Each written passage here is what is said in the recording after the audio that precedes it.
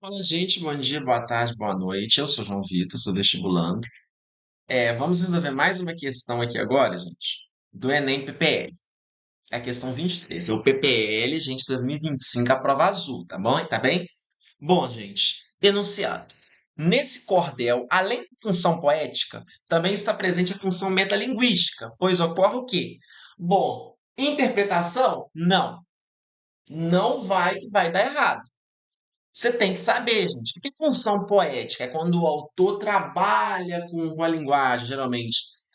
Ela é como um mar de rosas, a flor que brilha no mais alto jasmim, do clarão, do clarão da noite. Estou dando um exemplo, entendeu? Tipo uma função poética, ou seja, a gente está usando figura de linguagem, entendeu? Você é como uma rosa. E o que é a função metalinguagem? É o código falando do próprio código. Entendeu? Eu sou um poeta, eu vou falar sobre o hábito de escrever. Eu acordo, tem dias que eu escrevo, tem dias que eu tenho que achar vocabulários para escrever. Metalinguagem é isso. Metalinguística é isso, tá? Código falando do próprio código, uma coisa falando de si próprio. Poeta fala de escrever. Agora vamos para o texto. Vamos para o enunciado primeiro. Primeiro, desculpa. Nesse cordel, além da função poética, também está presente a função metalinguagem, pois ocorre o quê? Ou seja, o que é metalinguagem? Onde que ela está aqui? A gramática, não vai adiantar muito você ler o texto, mas vamos lá, vocês têm que entender o contexto. A gramática em cordel, grupo de duas vogais. Numa sílaba em português, sabemos que é um ditongo, tritongo, quando é de três e sendo em sílabas vizinhas é hiato dessa vez. Ou seja, eu estou falando de português, eu estou falando das palavras que tem no português. Ou seja, o português é uma língua, gente, eu estou falando sobre o que tem na língua, né? Que, ditongo, assembleia, por exemplo.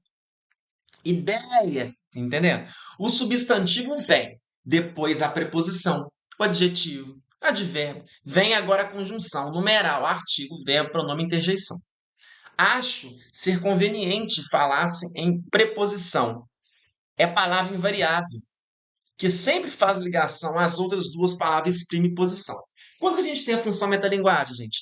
Prestação de informação. Não. Se eu vou prestar uma informação sobre alguma coisa, vai ter função metalinguagem nisso. Esse texto não fala disso. B. Utilização da norma padrão. Não. A norma padrão não tem a ver com metalinguística.